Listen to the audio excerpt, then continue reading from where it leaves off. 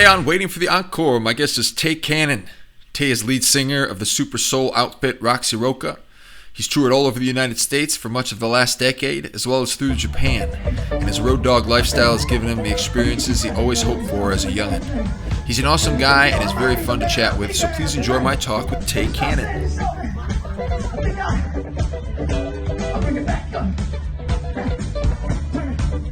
All right, TAYE CANNON with me today. How you doing, buddy?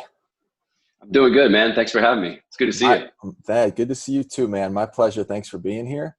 And why don't we go to mid-March and tell us what you were up to at that time? Was Roxy Roca getting ready to hit the road again? Were you guys doing South by? Did you have a few months of work laid out in front of you before everything kind of collapsed? And then you can tell us what you've been doing instead of what you had planned, and how you've been spending your time over the last 4 or 5, 6 months. Yeah, it's a good question, man. Yeah, it was really interesting time for us because we had been coming off of some pretty big changes within the band that no one even knew about publicly. Like we were going into a new era where we were going to be a band without a horn section for the first time. And we're coming up on next month will be exactly a decade for the band. So we're getting to like an interesting transitional time anyway.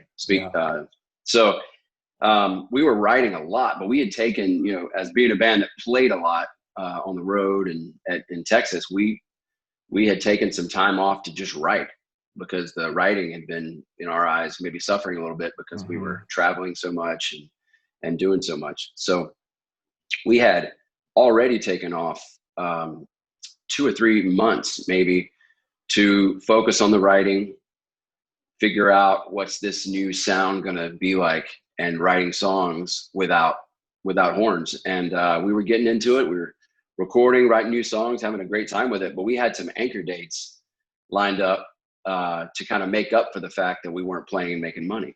Right. So we got hit pretty hard. We had stuff booked out, from private events to tours stuff, mapped out, up until like this time, from March up until like this time. And we lost all of it, 100% of it. We have maybe like one private event that we're playing in October that kind of held on and just kind of kept pushing the date back a little bit. But we had already taken off. So really it's more like, we were already not making money before we started not making money. So from that standpoint, it was pretty brutal. And everyone, we kind of had a group conscience, and it was just like, all right, let's some of us were already working some side hustles, but like I was pretty much just doing music. And so we kind of started moving around and trying to figure out how we're going to make this work and keep some money in the business bank and all that. So yeah, that's right where we were. We were smack dab in the middle of mixing down our first single for our next album and just next chapter in the band. So yeah, it was crazy. That sucks, dude. Well, I'm interested to hear what was the artistic transition going on there, because I think I'm on the exact same timeline you guys are. I think my 10-year anniversary is coming up here in a few months, and I've known you guys since the beginning. You've always had that horn section presence. Were some of your horn players starting to say, I gotta exit, and it was too hard to fill those holes, or was there like conscious, like, let's lean this down, let's have a leaner sound, a leaner team, because you guys have been on the road for so long, and as somebody who's also been on the road almost as much as you guys, not quite as much, as a 3-piece, I can only imagine how much of a schlep it is with a full horn section all the time and all that stuff. Yeah, it's been a grind in that aspect on the road with at times, I think when we first started touring, we had 8 or 9 people in the band, and then by the time we got into like our heavy touring, we were more like a 7 to 6, but we always had a 2 or 3 piece horn section. Yeah.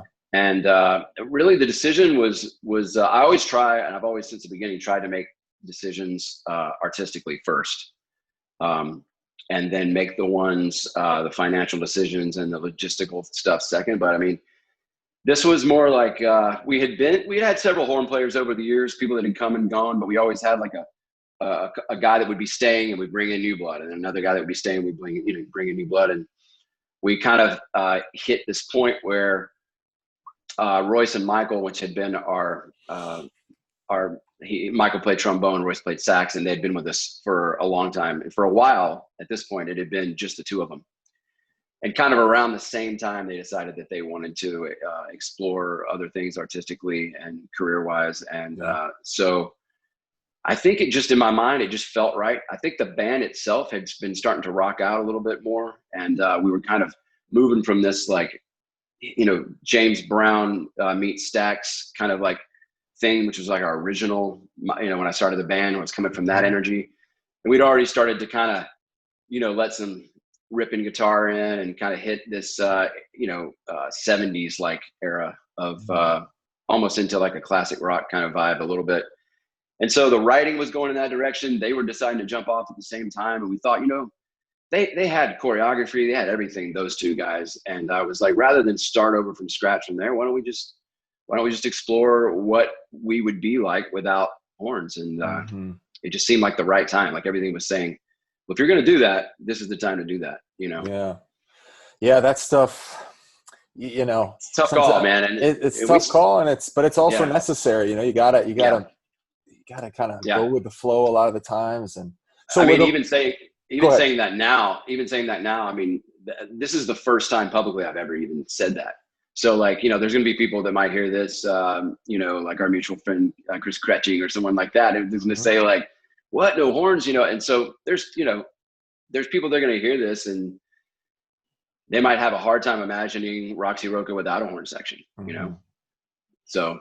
Yeah, I had a similar situation, and as much as it could be similar, in that last summer, about basically a year ago, last summer, I had a tour plan. It was just we were taking it a little easier last summer. I was like, because we had a huge tour the year before, and so we just did like a August thing, and a couple months, maybe like 6 weeks before, my bass player was like, I have this other thing, like, I'm really sorry, I have to.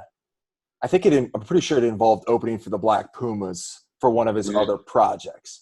Yeah. So I was like, okay, man, I get it. But I mean, and so I had other bass players that I could access. And after talking to other people about their schedules and working with some other people, for whatever reason, I was like, you know what? Maybe I just try to go out as a two-piece for this round, right? And so I put that feeler out there to the drummer we were bringing on tour for that one, and he was like, "Yeah, that's cool, man. I mean, I'm down." He was down, and so we prepped it and we did it. And I wanted to do it because, like it's like you just explained, it's a new thing. At some point it's circumstantial. Sometimes it's just let's try it, And so I loved it. It made me improve in all different ways, but there's definitely that thing that you mentioned at the end there where it's like people show up to the show and it's like, where's the bass player? And some people love it and some people don't, and some people are like, yeah, they didn't even have a bass player this time. Oh, whatever. So we did a tour, a pretty meaty, like I want to say 2-month tour one time without guitar. Wow. And it was crazy. It was just like the guy I started the band with, Errol, and you remember Errol probably from the beginning. Yes, absolutely. We just decided to go separate ways at a point, and he didn't leave us hanging in any way. It was just the way things worked out. And we ended up going on the road because we couldn't find a guitar player in time. And we went on the road with a keyboard player for the first time in that group, and then no guitar. And we literally had no rehearsals before we left. Wow. It was like kind of like a last minute thing. So yeah, sometimes you just got to roll with it, man. And it's an adventure. It's like, I don't know. Yeah. We're excited though. We're writing some fun stuff. And we do have a single that called Mind Blown that's getting really close that we're going to drop probably, we're hoping in October or early November. So sweet. Look forward to hearing that. I want to get back to more of the Roxy Roca Lifeline and even more of that stuff too. But let's go back a little bit into the early days of TAYE CANNON and where you grew up. And I believe I know most of your backstory a little bit. And I think you're from Alabama and all that. But why don't you tell us where you're from and kind of your musical roots and what your family life was? Family life was like Yeah. growing up and all that stuff. Sure. Yeah. Okay. So I'm born in Alabama. And although I didn't live in Alabama as a child for very long, because we moved to right outside of Nashville in Franklin when I was about 2. But my entire extended family, my mom and dad were both from Alabama, and all my extended family is from Alabama. So that's always been home to me. You know, it's where I was born, and it's where my family is at. So that being said, yeah, I grew up in rural Tennessee in Franklin, right outside of Nashville. You might be familiar with Franklin. It's just right there outside. I'm a little familiar. Actually, I've stayed with somebody on tour that lived in Franklin. So Yeah. So living there when I was young, and you know, I was just talking with AJ Vallejo about this the other day. It was like we were we grew up in this era where it was like the dawn of the music video. You know, I think I'm a bit older than you, but we were like, I had an older brother, which brought me into music earlier. You know, I remember being 4 years old and helping my brother record our favorite songs off the radio on a cassette tape. You know, so like I was like pushed into music because he was 4 years older than me. You know, he was already 10 and he was into music.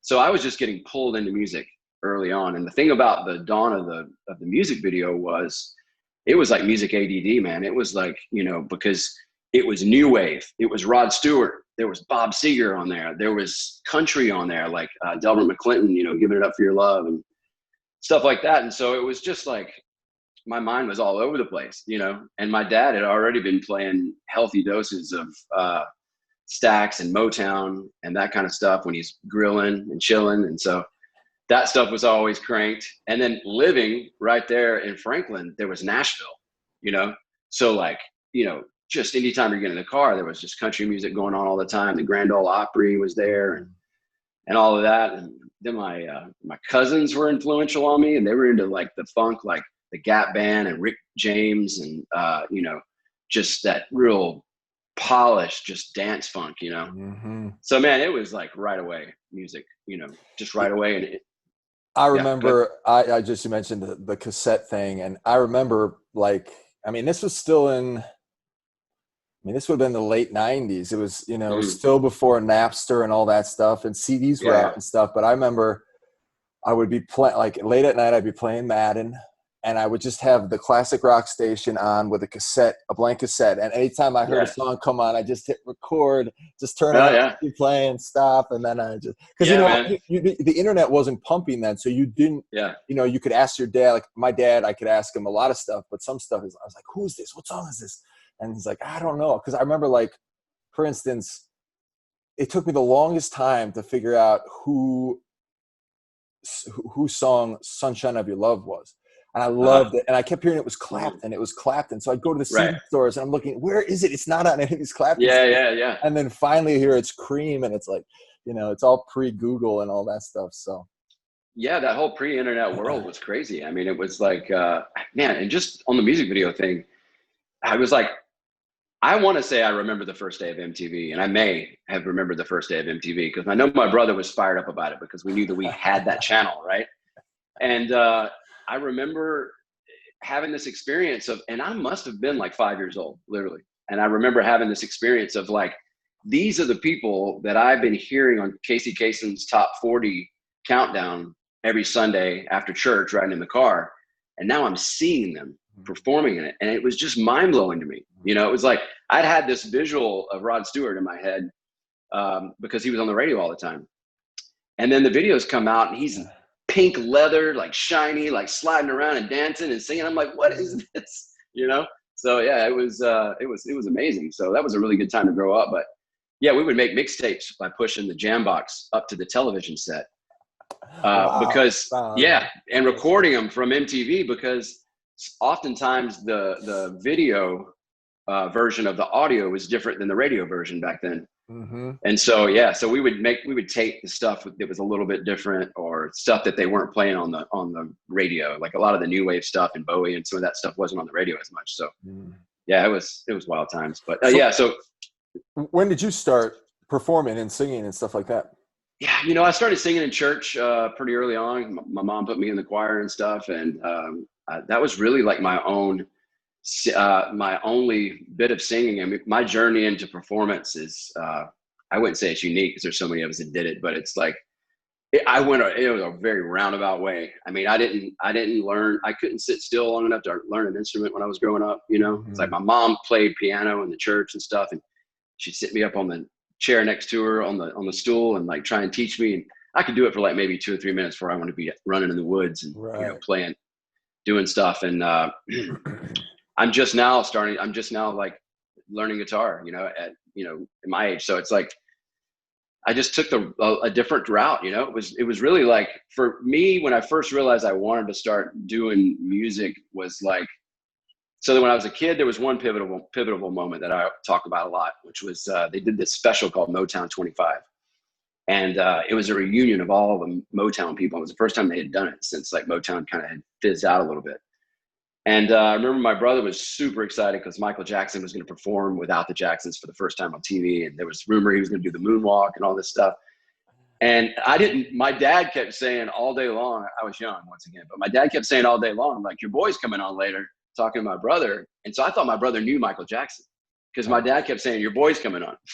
So I was like thinking all this stuff. I was confused. Well, Marvin Gaye walks out on one of the sections, right? And he looks like he's like 7 feet tall, and he's got like this white suit on with this, like, I think he had like this white overcoat on or something. Sits down at this white grand piano and just starts playing. And he's not even playing a song. He's just playing, you know, musically on the piano, and starts talking about rent parties and like inner city and like all this kind of stuff and like slavery and protests and all this different stuff. And I'm just like, what is going on? I remember I had chills all over my body. Just like, I want to do something like that moves people like that. You know, I want to do something that is like, you feel like God. It's like almost like gospel experience, you know? Yeah. So that had a big impression on me, that specific moment. And then I think it was like sometime around early 90s anyway, when Oliver Stone's The Doors came out. And that whole story just blew my mind, and like Jim Morrison and the poetry and all that stuff. And I remember thinking like, I don't play anything, but I do write, and I do have a story to tell. And that was when I started just writing all the time, you know, and singing and showing up to parties and doing outlandish stuff, like, you know, reciting things or trying to sing, and, you know, very much in that aspect. And yeah, that was how I kind of got started. Sweet, man. So what were you doing? What were you doing kind of in your, you know, middle years, adolescent, high school, college age years? You strike me that you were probably an athletic fellow. Were you playing football, something like that? Not really. I kind of got into athletics like later on in life, like more like when I'd already gone off to attempt college and was like on my own. Was like, you know, when I started to realize that like I needed to start taking care of myself. So it started with running and then led to other things. But I played, you know, growing up when I was a kid, my dad had played college basketball. So I played, you know, little league basketball and little league football, but I didn't play anything like that in high school, really. Yeah. What were you into in high school? How did you spend your time? Skateboarding, running around with my friends in the woods, you know, like, just having a good time. And I was in South Mississippi at that point. I'd already moved. I moved at like 10 to the Mississippi Gulf Coast. So I was living down there and, you know, just running around with my friends. I was into art in school. School wasn't like a bright section of my growing up, you know. I was more of that like class clown kind of kid that was just trying to, you know, make people laugh. And sure, I couldn't stay focused on the task at hand. So it was just so very cool. So where did you go when you got out of the parents' house? What happened after that in that period? My brother had already left and gone to Bama in Tuscaloosa, and I'd grown up big Alabama football fan, and my whole family was, and so my brother had gone up there, and he was already there, and we were just always so tight. We were very, very different in some ways, but always very tight, never a cross word, you know. Just I had just a great upbringing. Mom and dad both there, loved each other, you know, the whole 9 yards. Anyway, went up there and lived with him. Started out just left to try and go to college, even though it didn't seem like it was like, you know, on the horizons for me. But I was going to go up there and live with him anyway, because I was 18 and it was time to get out of the house and see what life's like, you know? Mm-hmm. And then, so what happened between, I think I just saw you made a post about you moving to Austin in like 2006 or something like that. Yeah, I ended up moving to Austin. It was actually right after 9/11 in 2001, Oh, wow. was when I first came to Austin. When I was at Bama, I had started cooking for a living. So I was doing chef stuff. And I had gotten pretty good at it and was starting to run restaurants and things like that by the time 2001 came around. So the chef that I worked for had, they were going to open a restaurant in Austin. And I got the opportunity to come out and be one of the trainers, like one of the corporate trainers to open the restaurant. And I had actually been friends with the Vallejo guys from back in Alabama, because before they were in Austin, they were in Birmingham. Oh, wow. And way back in the day. So I had come out to visit those guys back when the first Steamboat was still up and running. And I had gone to shows, and I was kind of enamored with Austin, and something in my head was like, that's where your music career is going to start. Mm. You know, so it was like here, it was like the seed was planted. And I remember the day that guy said, yeah, we're going to go, you want to go out there and help open the Austin store? I said probably within 5 minutes to him, not only am I going to go open that store, I'm going to stay there. And he was like, really? And I was like, yeah, that's happening. You know, so that was my introduction to Austin, was moving out here for that. So. And then before getting to more Austin and to the present, is there anything of note that kind of in between those Alabama with your brother years and moving to Austin, was there anything going on in there that's worth revisiting or noting? I'd say the only thing worth noting for people was that this is a classic example of how the party can get in the way of your dreams. Mm-hmm. So like I moved up there to Tuscaloosa, and I was thinking at like 18 or 19 that I was going to get into music probably then. And I remember when I first got there, I went out by myself and was just walking around the drag down there, and had met some musicians and were hanging out with them. And I was telling them, hey, I don't play anything, but I got a whole concert in my head. I write songs and this and that and the other. And I was starting to meet people to kind of maybe start a garage band even then, and just kind of got caught up in the scene of like going out, you know, and bars were new to me and clubs, and just kind of became the guy that was talking about the band he was going to start and drinking instead of actually starting the band and doing stuff. Yeah. And unfortunately that lasted for like a long time. That was like, that lasted many years before I got to Austin and kind of got serious about it, you know? Yeah, that which way the party goes is a fickle thing, and a lot of us don't have control about how it affects us. I was just kind of fortunate that my partying years were kind of the very end of high school through just like, you know, I mean, I partied really hard for 5 or 6 years, and then just through stroke of luck, I didn't have any of the, you know, I mean, I did a lot, but I didn't have any of the truly addictive or tendencies. And it was just, it's like, all right, you cut it down from 5 nights a week to 4, and then 4 to 3, and then 3 to 2. And it's like, all right, it's the same thing. I'm spending money. It's not even as fun as it used to be. And then it kind of trickled off. And that's just kind of when my music career was starting anyway. So I just had that good window of kind of getting it out of my system. And that was that. But yeah, I think it goes one way or the other for some people. And then there's those people that can do it hand in hand for a very long time, and God bless them. I wasn't one of those people. That was all or nothing kind of thing for me. Yeah. For me, it was just my body and different things. Like even lately, you know, I've just almost completely stopped drinking just for the sake of like my stomach. Like my stomach is like, yo, you gotta, it's like, I don't know if it's the acidity or what, but you know, like usually over the last bunch of years, it's like, okay, I'll have some beers or some whatever for like a big sports game or a holiday or getting together with friends, right? Which comes up throughout the year. And then even now that stuff, it's like barely even touch it, because it's just like the trade-off is there's nothing good. There's no positives anymore from it. Yeah. So. But so you came to, you said 2001, and then did you leave for a period and then come back, or? I did, yeah. What are you, psychic or something, man? Yeah. You did research. No, I did. Yeah, I was working at that restaurant, and I was like the executive sous chef there at Roy's downtown. And like a headhunter from a casino had contacted me about being the executive chef of this down on the Gulf Coast in Biloxi at this MGM property. And I remember when I made the decision, it was like money versus like this band thing I want to do. And I remember at the time having this like tug of war in my mind of like, whatever decision you make right here is big, man, because you got to make one. And I ended up going and taking that job because it was a really good job. And just through the randomness of Mother Nature, Hurricane Katrina and all that, I ended up coming back to Austin when the Gulf Coast was ravaged. And yeah, then that time it was like, okay, this is it. This is the time to do it, so. And I this was a long time ago, but I seem to remember you were in some group that was was it punk music or metal or some sort of? Yeah.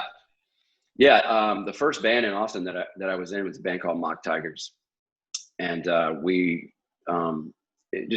happened to be in the right place at the right time. This guy, Dino Jones, just super prolific guy. He's got a bee farm outside of Austin now. He was a transplant from New York City, had been in the punk rock scene in New York City, had a band called Clowns for Progress. They wore vintage tuxedos and classic clown makeup and had toured with the Boss Tones and I think Social D and like all these other bands. And he had just moved to Austin for the first time and wasn't in a band. And me and my buddy Jason met him, and I think he had said something to me like, at the time my hair was longer and he thought I looked like Pony Boy from the Warriors or something. And he was like, he was like, man, the Warriors, the Outsiders. And he was like, no, not Pony Boy. It was, anyway, the guy from the Warriors. Okay. With the long brown hair. Right. And he was like, you'd be a good front man. And I was like, you have no idea. That's all I want to do, And so we got in the studio and just started hammering away, and he was writing songs, and I wasn't super into punk rock at that time, but I did my research. I was like, this is the opportunity I've been looking for. Someone believes in me, and I'm going to take advantage of this, and I'm going to live and breathe this music, And so that's when I got into the Clash and the Dictators and like all those groups. And man, we had a great time. We did all the stuff, man. We were playing, we opened for Henry Rollins once. We were wow. we were getting there. I mean, we were like kind of climbing up, and we really took the streets seriously. Like we were like, stenciling tiger heads everywhere and like trying to have like this thing in Austin. We put up propaganda everywhere. People knew of the Mock Tigers even without knowing of our music, almost like we were like some kind of like punk rock gang or something, Well, punk rock's a good first step where there's a large room for error within. You don't have to be precise in punk rock. You just go for it, Yeah, I'm glad there wasn't social media then, because there would be a bunch of clips of me singing out of tune probably. Yeah. And how long did that last? I think around 5 years. Oh, that's a good run. That's good. 4 or 5 years. And yeah, we were doing cool stuff. And, things, we got to that point where big things were like on the cusp. I think like we were literally an alternate for the Warped Tour. We had like things like that happening. And it was just like somehow it ended up having a reverse effect to dissolve the band because of the expectations and different stuff. And after that, shortly after that, it was like I had about maybe a 6-month period where I was like, okay, this is your chance to do your thing, which for me had always been like something rooted out of like the James Brown type stuff. And it was like you said, punk rock was a good introductory, if nothing else, for teaching you how to sing on the move. Because I knew I wanted to move, and I wasn't playing a guitar or anything. I wanted to be all over the stage and doing all that and jumping around and being crazy. And punk rock had kind of been like the push-ups to get me ready for that. Yeah, man, it's just like full-time experimentation. You can do whatever you want. Yeah. So that's awesome. That's great. And then shortly, was it about 6 months? And then did it start with you and Errol? Is that where Roxy Roca started? Yeah, me, Errol, and the bass player Roger. I think Errol and Roger had played together previously, and it was just a really chance encounter. It was like I ran into Errol at Whole Foods one day, and he had a brief stint in Mock Tigers as a guitar player. And so we knew each other already, and I said, hey, I'm wanting to do this like kind of funk soul thing. And at the time, there wasn't very many people doing that. And he was like, yeah, man, I'm all about it. And so, yeah, that was when the band kind of started. We started writing. The three of us started writing, knowing that we were going to have a horn section and stuff. And so we were like writing it with that in mind and trying to leave space for that and all those kind of things. I didn't know you guys as pretty much as soon as you hit the scene. But how long was the buildup of Roxy Roca? How long did you guys develop yourselves before you kind of jumped on the gigging and everything? Um, yeah, it may have been. It may have been close to a full year, Mm-hmm. at least that we were woodshedding. I have a hard time remembering right now, but I want to say Mock Tigers was over at the very beginning of 2009 maybe, and I think we played our first show in Roxy Roca. It was an ACL after party in 2010. So Yeah, that's yeah, pretty much.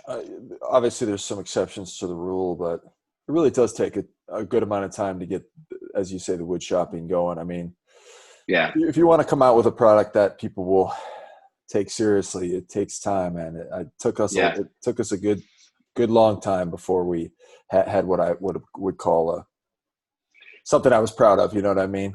yeah. Were you coming on around the same time? Yeah, it sounds like you guys were a little far ahead of me because I moved to Austin in February of 2011. And Okay, then about 3 months later, I had the lineup that would become the band. And it yeah, took us, I mean, we started gigging kind of shortly thereafter, but a lot of those real, let's yeah, just play and get out there and whatever. So, but it was a good 8 months before we were doing things that yeah, really made sense and sounded good. First album yeah, wasn't until like a year later, I don't think. But yeah, so Roxy Rooker starts playing 2010 ACL. yeah, You guys always had a real good, not only sound. It's so easy to jump on the sound. I mean, it's just sound. It's so soulful and well put together. It's always been that way. You guys, thank you. from the get go, one thing I always looked up to you guys with, as I was, burgeoning band leader and trying to market myself and my band. You guys always had a good marketability. I mean, the early videos of you guys were fantastic. It was like you had Yeah, this sweaty, I think it was like yeah. a black heart with these girls laughing and sweating and everyone having a great time. And you guys, That was a perfect storm. yeah, I mean, it just, that was right on point marketing. Yeah, And when you say perfect storm, I'm sure thought went into it, but it seems like it felt so natural. The marketing was so yeah, natural. Did it just kind of like, didn't require much, you yeah. know. It really was a perfect storm because the Blackheart was kind of starting to pop Mm-hmm. off. It wasn't Yep. like what it ended up being, and we took a chance at recording a music video on a night when they were open during business hours. Mm. And I knew a couple of girls and that was gathering girls to come and that wanted to be in a video. Mm-hmm. And it was really interesting. Everybody came looking good, and we were like, all right, here's how we're going to do it. We're basically just going to click the track, and then we're going to play the song live kind of right here in the middle of the floor, and everybody just have a good time. And what ended up happening was it was sort of like people started fighting for camera time Yeah. a little bit. And so everyone was coming in close, and it really had the vibe of like a show and like a show that had gone off, off like big time. And everybody was in the floor like hot and sweating. We were running the song over and over again. And as we were playing it over and over again, people were starting to really know the song. And so by the time we got to like the good takes, it was like everybody that was in the room that was getting down knew the song. Mm. And it just took on this like life of its own. And God, it was just like, How many that how many video. takes how many takes did you guys do that one? Out of curiosity. Man, we must have run it like 10 times, maybe. Oh I mean, wow, yeah, that'll do if it. You get some booze I in there, and guess, I that's guess, yeah, great. Yeah. we were letting people drink, and of course, the good takes maybe started happening after people started getting like actually sweaty, and things were kind Mm-hmm. of coming together. And Mm-hmm. man, it turned out beautiful, and it was just a perfect storm. Well, I'm very interested in, because it's a lifestyle I know pretty well, not quite to the frequency of you guys, but you guys and kind of transitioning this into how much Corona has affected this, but I just want to know a little bit about you guys on the road, because you guys, I mean, you can tell me how many years you were at it strong, because I know you were gigging for a while, and then you were doing some touring, and then it hit a point where you guys were just a road band and you were on it. I know you went to Yeah. Japan. You went to Japan. Mhm. You were all over the place, and that kind of lifestyle. Like, what was it like for you throughout? Were there ups and downs? Did you love it? Did you live for it? Were there points where you're like, Yeah. man, I don't want to do this anymore? How did the band dynamics function throughout with that many guys, 6 guys on the road? Yeah. You know, you're all making life sacrifices to put it all on the road for Yeah. that long. And, you know, I'm sure you guys did fine. I probably weren't getting rich from it, but, you know, Sure. Sure. how much do you love that life, and how much of it could you kind of do without? And just tell us a little bit about those years of heavy touring. Yeah. You know, I really love touring. In the beginning, when I started the band, like I remember my dad had come to visit me, and we were walking down South Congress, and he was like, "Well, what are your goals with this band?" You know, and I said, "Well, one, I want to play that place," and I was pointing to the Continental Club, and I was like, and two, you know, I want to take it on the road, and I want to live that life of like, you know, and find out what the adventure I was into as much as anything, you know. Right. And then I said I want to take it overseas, and so lo and behold, we were able to do all those things, and it's been a great journey. But in the beginning, when we first started out touring with like 8 or 9 people, and it was tough. We got a That's a van. lot. That's a lot of Yeah. people. We're piled in the van, and listen, we did this thing that was kind of like crazy, where it was like, I believe it was Errol's idea, because he had already been a little bit of a road dog in previous bands, and he was just like, if there's any way we can get on the road without a trailer, then we need to figure out how to do it, because the Mhm. trailer complicates everything, and there's Yeah. theft and there's all this other stuff. So we ended up getting like the very back of our 15 passenger van extension.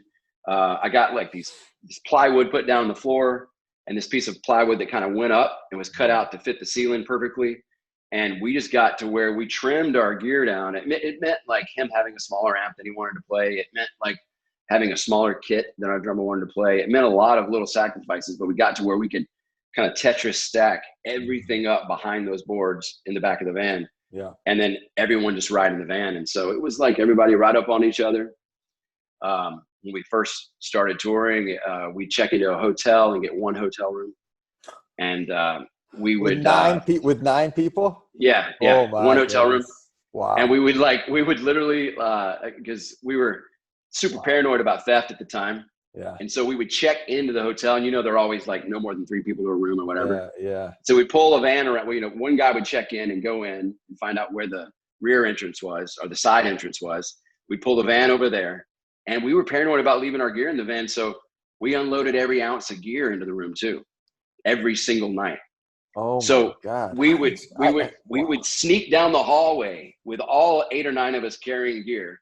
We'd find one corner in the room, and we'd stack all the gear up to the ceiling, basically, where it was just like all on one side, and then everybody unrolled their sleeping bags on the floor, and some of the beds had 3 people in them, some of them had 2 in them, and that was the first couple of years of touring. Was that every single Wow. night? Oh my God, Yeah, man.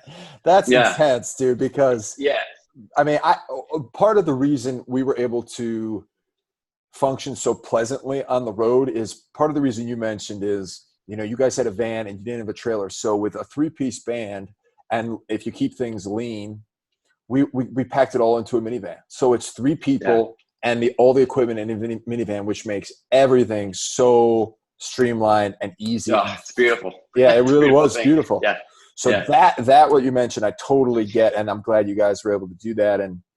But It was crazy, man. I It can't was get over crazy. that many people in a room, and what the showers, the bathrooms. I can't even imagine what that It must was a nightmare, and I gotta say, I mean, I was so into the adventure of it that I be. think, Hmm. in some way, because like, well, Errol was super organized, so like Hmm.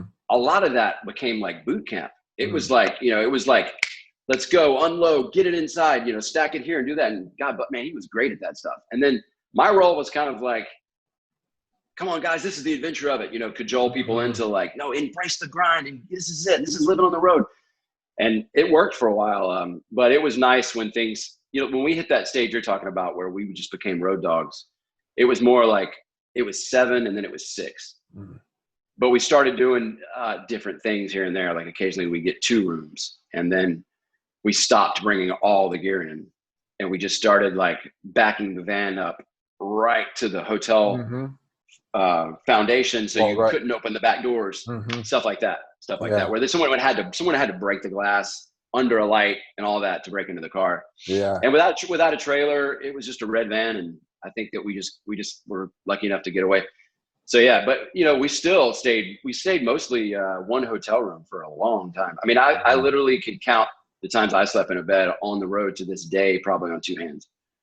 Cause I just was like, I felt like, hey, it's not bad for my back anyway, since I'm jumping up and down in dress shoes on the hard stages every night. Right. So I'll just sleep on the floor. And there's one person that wants to sleep on the floor, and everybody else can just fight over the bed. So wow.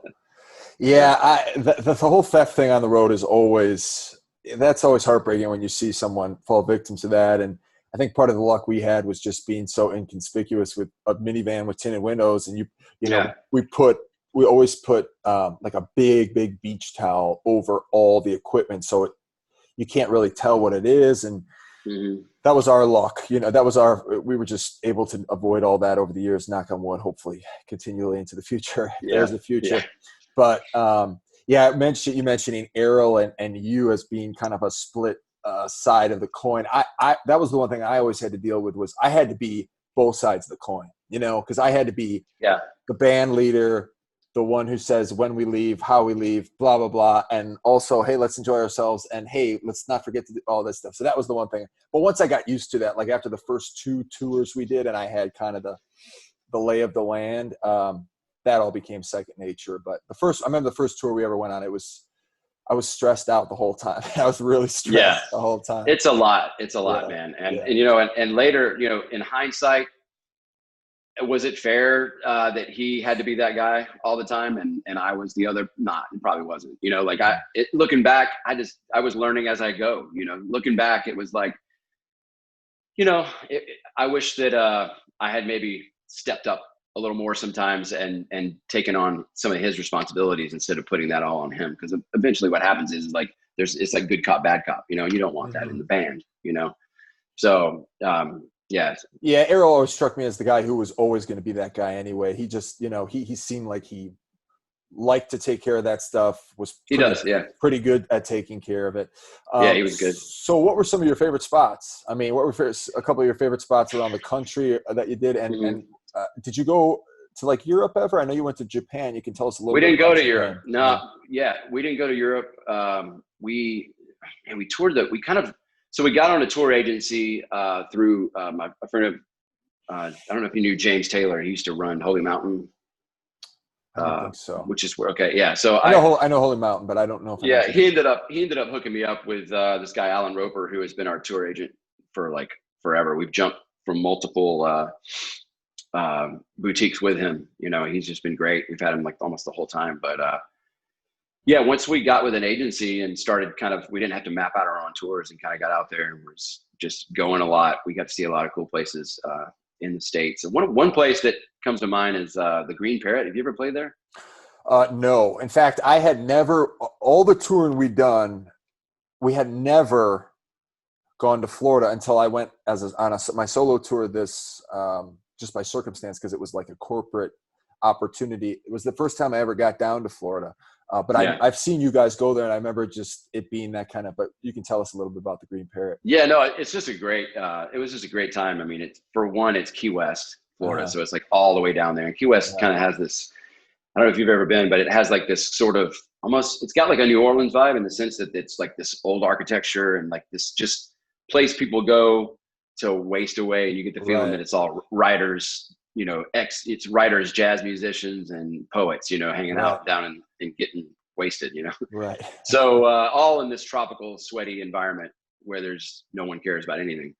And so it's a 3-night stand at the oldest bar in Key West. And it's like Ernest Hemingway's spot is still at the bar with like a little plaque. This is where he sat and wrote and drank, And so They had this little stage, man, and they have this really cool apartment in the back of the bar where they put the band up for the whole 3 days. And so for the day, you kind of have the day off to do whatever you want in Key West, and you got this home base to stay at. But then at night, you play your tail off. I mean, it was like 3 90-minute sets a night, which was just like, for doing what we do, was brutal on me, brutal. And even to the point where they've been doing that for a long time. And I think at one point the owner came over, because I would get to Sunday and I had almost nothing in the tank, and Sunday luckily was just a 1 happy hour set for 90 minutes, but still 90 minutes when you're completely hoarse and beyond hoarse, like almost nothing left, was always brutal. And I think eventually he did come up to me one time and say, yeah, I can see how, after seeing y'all show, I can see how this kind of gig is a real challenge, because we only know one way to do it, and that's just to go all in, Yeah. But man, we had some good times at that place, Yeah. I don't know if I kind of got the idea from you guys, but the way my thing worked out this past February was there was like a corporate gig, like on a Saturday night in Florida. I think it was Tampa. And then I had a week off and then 2 more the following weekend. So I was trying to pull the holes. And actually, I think I had a week before that of dead space that I needed to fill. So I was really hoping to basically do what you just outlined, like find a spot in Key West where I could just play a couple nights and hang out. It never worked out. But I think my brother described Key West as like I don't know, pirate, hippie, drunken, some kind of spot on, man. Yeah, it's a pirate New Orleans, man. Yeah. It is, yeah. We our similar spot that went to for like 6 years straight is in Jerome, Arizona. So it's like this haunted mountain town, old like mining town. And the way it worked out was the first time we ever played there on our way to the gig. It was our first trip on the tour. They called us and they're like, look, we had a 3-hour gig planned for that night. And they're like, look, the day gig just canceled on us. Do you guys want to do the 4-hour day gig and then the 3-hour thing? And we're like, sure. We were all about it. And so we did that. And then that became the norm for years to come. So we do 4 hours, 3-hour break, and then 3 hours. And I'm sure the crowd is similar, where it's the crowd where it's like the crowd is ready. They're ready to be pregnant. They want to dance. They want to drink. And so they keep you going. But it's funny, this past year, which was the 2-people band, for whatever reason, we did a 4-hour day gig, a 3-hour night gig, and then a 4-hour day gig the next day as a 2-piece. And that was fucked. That was fucked, man. I would never do that again. So I definitely know what you're talking about. So kind of coming from that, now you said you had already made you guys were already transitioning. It was already were you guys, aside from the horn players saying, okay, they're going to kind of they got to explore other things, kind of time for them to leave, was the road starting to take a little bit of a break, or were you guys still, if that hadn't happened, would you guys still be going strong? Oh, you mean like currently? No, not like, okay. Well, currently, yes, but like say the horn thing. Say Corona didn't happen and the horn thing did happen. Were you guys you said you're going to write for a while and then get back at it? Yeah. We probably would, I think the plan was kind of to write and bring it to the Austin stages and, maybe start putting out some singles and seeing how they did in different areas, and then trying to figure out where the new stuff was kind of going off and maybe start there. We kind of, after, like we were talking about, it's like I really wanted to tour a lot and get that kind of like, I don't know if it was like, I don't know if you'd say rep, but just get that like experience under our belt. And so all those years from 2015 on, we basically were just touring like crazy, and it got to where there was 6 of us and we were steady. That's those 6 people for a long time. And so we got really, that's when we finally went to Japan and did all that stuff. And it was just like, oh, that was crazy. So yeah, when those horn players left, we decided, well, let's tour smarter, not harder, for a little while. And that's kind of where we were at, I think, currently, before all this kind of went down. And real quick, just getting back to Japan, because I want to hear about it. I was talking to Ian Graham, who's in The Well, which is a heavy trio, and they had gone to Nepal. Mm. So I'm very interested to hear how a tour in the Far East went. I'm sure it was amazing, but tell us just a little bit about that. Yeah, it was outrageous. I mean, we were already. I was trying to figure out how to go to the UK, and I was working on some different leads through people. When Ryan, our drummer, through a friend of his that used to live in Houston, he found out this guy from Houston was living in Tokyo and was bringing bands over, and it was kind of like a promotional tour because you can't really go over there and make money Mm, until you have like a work visa, you know. mm. So it was more like a chance to come tour Japan and promo your band and your music. And we were like, yeah, let's do it. We want to try and look into this. And all he had brought over up to that point was like power trios and like heavy metal stuff. And so we were going to go with seven. And yeah, he was pumped. Let's see how seven goes. And so we put it together, man. And oh my God, what an experience! I mean, it was just wild. I mean, first of all, the people are just incredible. I mean, just unique. And a lot of people would told us before we went, they're like, oh yeah, yeah, a lot of people speak English over there. It'll be fine and whatever. And that really wasn't the experience. When we got over there, there was not much English being spoken anywhere, Okay. and so from the very start, we realized, okay, we're going to be catching trains. We're going to be like navigating through like a train system. And, none of us spoke fluent Japanese or could read it. And so we started using Google Translate the moment we landed, and, that doesn't translate perfectly. And so that in itself was an adventure, but, man, God, I think we played like 11 or 12 shows the first time we went. Wow. Wow. And then I think the second time we went for a full month and we played more than that. So, but just a little bit about what the experience is like. Like we had, first of all, the venues, like the stage hands at the venues take everything really seriously. And so it's like almost, this isn't a knock on the stage people in the States, but it's almost like a total opposite, because they're just like, they want to know, is everything perfect? Every little thing, and it Yeah. was like, for me, I was just a singer, so it wasn't that big of a deal for me, but I would watch like the other guys. There's the drum tech, every club had a drum tech, guitar tech, like everything. Wow. And they're just like, here, here, here, here, like wanting everything perfect. And we're That's just good. like, wow, this is incredible, And Yeah. then they're like, okay, you get a rehearsal before your show, a stage rehearsal. And then you get a light rehearsal.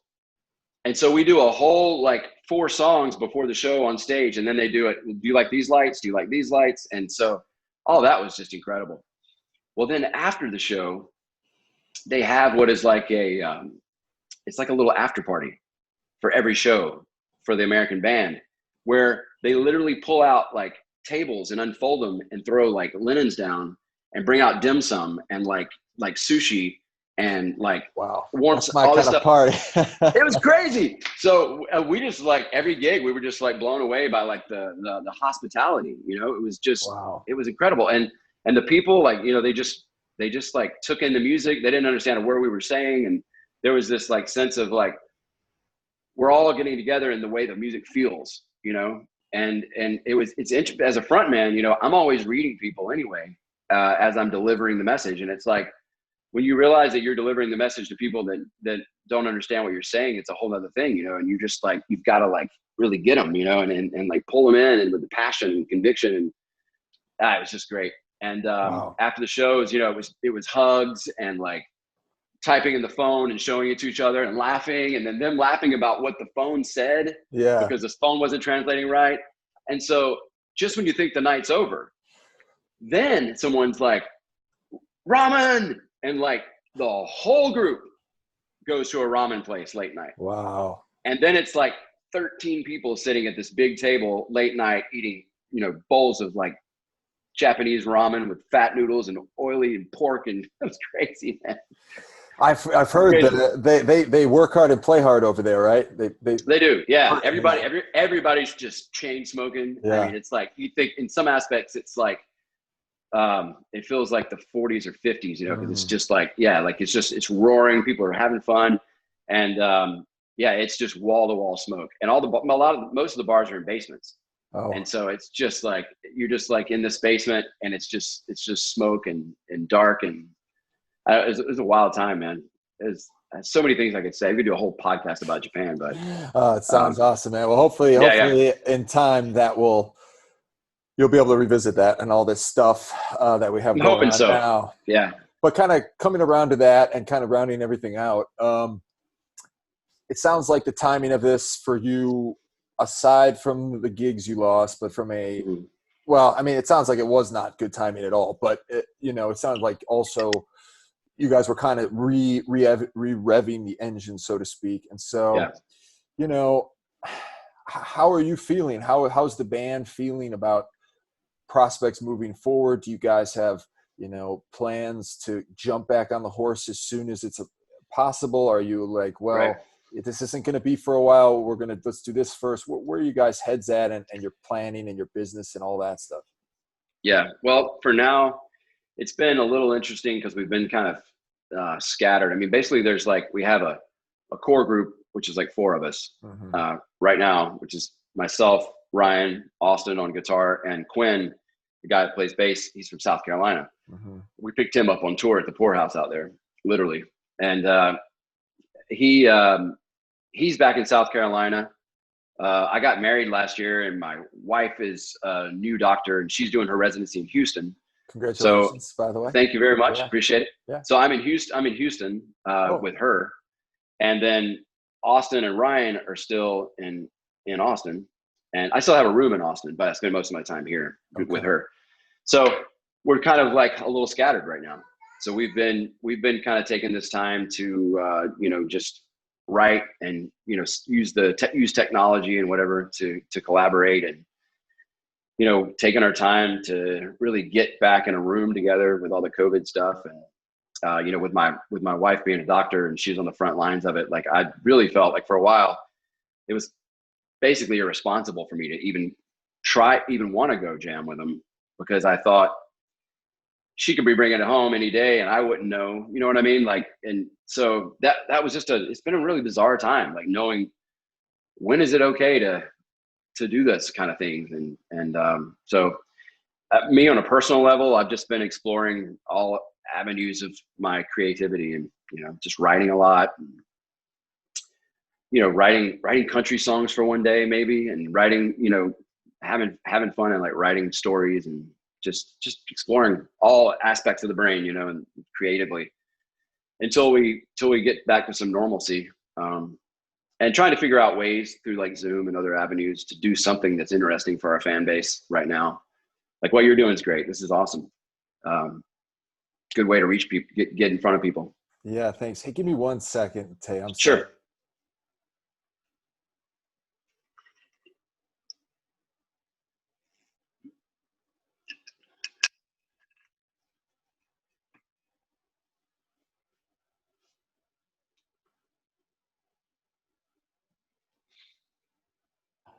I'll tell you later what happened there, Tay. Okay. Uh, All right. but yeah, man, it's really tricky right now. I mean, it's like 2 months in, I was in a situation where I had just done a long tour, and then I had a quiet South by lined up for a number of reasons, and then my family and I have some stuff planned that was basically led us where I didn't have a lot of stuff on the schedule. So I wasn't crushed, by the circumstance of Corona, but at the same time, um, you know, you have to completely reinvent what your expectations are and what you're going Yeah. to do with your time. So I remember those first 6 weeks, 8 weeks, I was practicing a lot, writing, doing, that kind of stuff. And then Yeah. after a while, it was clear that this is going to be extended. I was like, man, I just got to dig into as much as I can dig into that I haven't had time to in the past. And, Hmm. so just the online stuff is never going to go away, even if when the gigs come back. So I was like, I'm going to just try to really delve into that as much as I can, i.e. this and more online presence and all that stuff. But yeah, it's tricky, man. I mean, obviously you, myself, and most of the people we know, that live feel, which we're so used to, is it's going to be hard to come by for a while. it certainly appears. Yeah, I was just talking with a friend from Nomad Sound the other day, and we were just chatting about like these. Do you think people are really into like the live shows online and stuff like that? Just trying to figure out like what's the reality there. Are people really going to see those, checking it out? Is it just your hardcore fan base that will do anything to support you, or is there an interest there for the average person that hasn't maybe ever checked the band out? And just trying to make sense of what it could look like moving forward, when every venue isn't having people, and Yeah. how competitive is it going to be for that one drive-in show, and Right. all that kind of stuff. Yeah, Hard to say. the online stuff I think has a certain appeal, but to a very non longevity way. Yeah, It's like, I yeah, mean, I did a bunch of acoustic ones and they were fun and they were good, but then it's clear that loses steam. And I've seen only a couple bands that have been able to maintain a production value or some sort of gimmick, or for lack of a better term, gimmick, where they can keep doing stuff week after week, and it seems to be going very well. But for most people, if you can't have that, lights, good sound, all mm-hmm. that stuff, it's not, it doesn't have, you can't Yeah, manufacture. it's But tough. I just heard about somebody. Of course, it was a big band. I don't know where I heard it. I can't remember, but if you can put your pieces in place correctly and you can let all your fans know and get the production and get this, you can do these one-off shows, and maybe Mm-hmm. it's once every 2 months or whatever, where if you charge $20-30 and you get a bunch of people, you can make a decent little chunk there. Yeah, yeah, So yeah. that can be done, but it's definitely not the same, not even close. Yeah, and we might explore something like that, because we've Yeah. been talking about maybe trying to put together some kind of a show like that when we get Quinn back to Austin, because I still have a room in Austin, so I can go there anytime. But we kind of, just like anyone else, just kind of riding out this wave of COVID and seeing where's it going. Yeah. And just to kind of finish up here, Tay, Yeah. kind of on a grander scheme of things, like Mm-hmm. what are your thoughts on the industry itself? As much as you've had time to think about it in all this extra time we've had, and us being in Austin, we have a real kind of street level view of how it's hitting the industry. And we just know so many people that are affected by it. And then, we also have a sense of the bigger picture, just because we've been in the business for a while. So we know people in New York, LA, Nashville, all over the place. And do you have any thoughts on either how we bounce back from this, or are we going to have to just completely re-evolve, kind of taking into account how you feel and how your band is affected by it, and then how all of us are kind of dealing with the Yeah. situation? Any thoughts you have on that? Man, I'm no expert. I tend to lean in the direction of we will find a way, Mm-hmm. that we always do.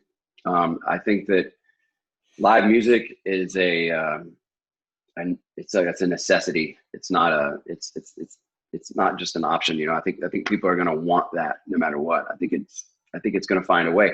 I don't know how quickly that's going to happen. And in some aspects, if they said everything's back to normal now, go, shows, you're going to have shows, they would put shows on, and I think a lot of people would go right now. Mm-hmm. Mm-hmm. Whether or not that's the right thing to do, I'll leave that to the experts.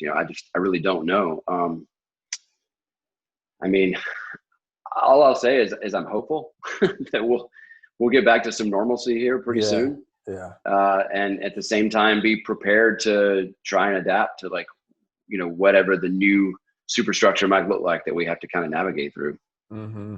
I mean, I wish I had more answers, but Yeah. we were already in some aspects, not to go down a rabbit hole, but we were already dealing with a different kind of musical pandemic, just in the sense that like everybody streams music for free, and so it's like people that had been in the music industry before us had to go through like a musical pandemic of sorts with that, because it's like, wait, you mean tell me another job where you spend hours and hours and hours writing and building and just putting everything you have into this one little thing to just give to the world for free. I mean, it's like that in its own was a challenge for people. Right. And so I think a lot of the music industry was still trying to figure that one out. and now we got to figure this one out too. So we'll slip through the cracks and come out the other side rocking and rolling like we always do. Yeah. I gotta believe that. But I think it's going to take some ingenuity. I mean, for sure. And I'm praying that we get to the colder months of this season and things stay about where they are right now, and maybe even taper off rather than go in the other direction like some of the medical, profession thinks. I Yeah. mean, some of them think it's going to, colder months means more viruses and it's going to just climb. Hope that's not the case. It's tricky, man, because like it's in a lot of ways it's the same place we were in mid-March in that nobody really knows anything. You've got 100 opinions a month on how the vaccine's coming, how this is going. Meanwhile, numbers just keep going up, and we thought we were kind of coming out of the woods there in late May. Okay, these things, these lockdowns are gonna stop, and then we were just getting started, and of course the whole riots popped off at that point, and we'll see. But man, I mean, this stuff, I could throw 10 different cliches at you, but you've heard them all. I mean, so. we got to figure out a way. I mean, it's like I don't know what it is, but we can't let it dictate our existence. For sure. We got to figure out a way to flip that. Just got to get more and more clever as we go. Yeah. Cool, Tay, man. This was really great. I really appreciate you being here. It's good to see you and have it I'll just say this before we go. It's really interesting that this is the longest conversation that you and I have ever had, considering that we've known each other for almost a decade now. And that's just kind of how this industry is, man. We're usually passing ships in the night in a club, eyeballing each other with like respect. When I see you, you're like, and I respect what you're doing, and vice versa. And then the occasional online thing. So it's just great to chat with you, man, and get to know a little more about you as well. Ditto, man. And it really is passing ships. You don't, and how, I'm sure you've said this to yourself, like, I've wished I could sit down and talk with you and this person and that person and that person, but if you're before a show, you're getting in the mode. If you're after a show, there's 100 people trying to talk to you. It's just very difficult. And just when I had this idea, it was, in a lot of ways, it's just from a selfish point. It's like, I want to get something going, but if I do that, I get to talk to all these people. So it'll be, it's brilliant, man. It's great. Yeah, I'm enjoying it. And it's been great talking to you as well. And I'm hoping I can keep doing this for a long time. And in a year or two, we'll be in a different place and we can dial it up again. Cool, man. Well, I'm happy to connect you with somebody else too. If you want, whatever, just let me know. Sounds good. I wish you the best of luck, man. And look forward to hearing the new Roxy Roca stuff.